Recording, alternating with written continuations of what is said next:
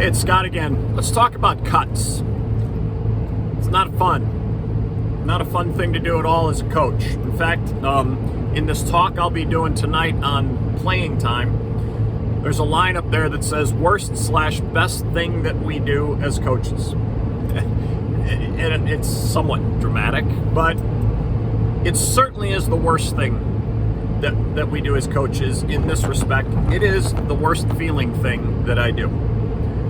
Yes, I hate losing. I've some of the really championship types of games that I've coached that we've lost, real close ones. Yeah, that feels terrible. Nothing compared to the terrible feeling that you get when you have to cut a kid.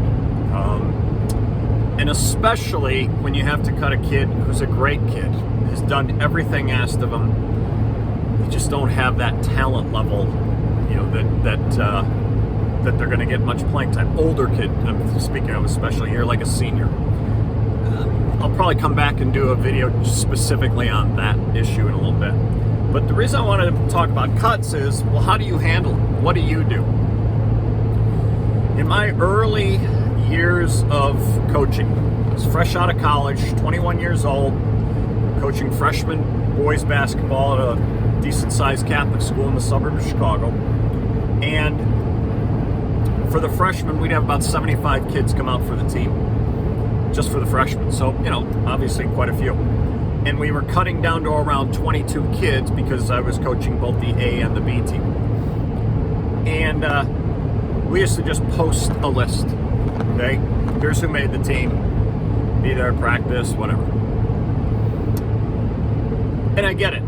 I am not at all saying that I have an issue with the way our head coach had us do that. I don't believe he did that with the varsity, because by the time it was up to the varsity level, you had maybe 25 boys coming out, 20 boys coming out, and he was cutting, I think it was about 25 to 30 coming out, and he was cutting down to 15 between a varsity and JV together.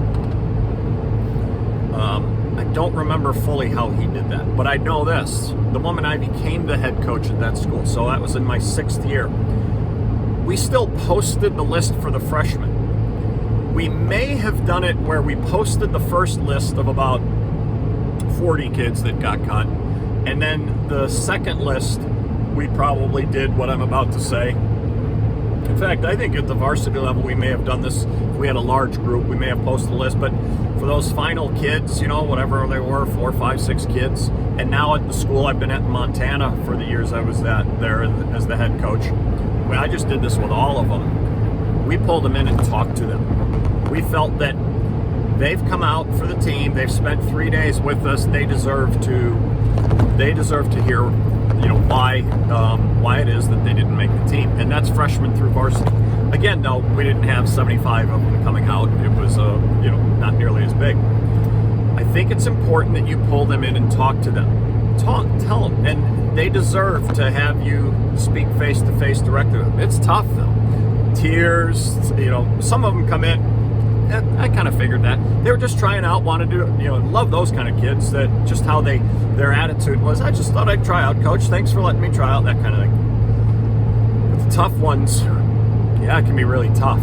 And, but I think you owe it to them to sit down and tell them why, and be honest with them, be compassionate for what they're going through, be tactful, let them know, if they want to talk more later, you're happy to.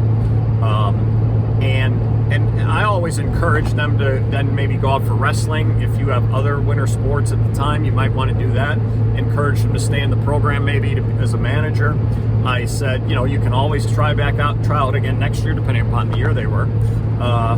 So I tried to end on something upbeat, but it's never easy. The reason I said it's also the best thing that we do is because it also motivates kids, especially those kids who might be bubble kids. It motivates them to work hard, to prepare, to try and be the best they can be as they are, going through their summers. And I got to tell you, I had kids through the years who they kind of thought they had it, and they didn't have to work all that hard. We didn't see them at summer leagues and tournaments and in the weight room and things, and it was a tough one, but I had to cut some seniors at the various years. It's like, I'm sorry, you're not going to play that much, and we didn't see you all that much.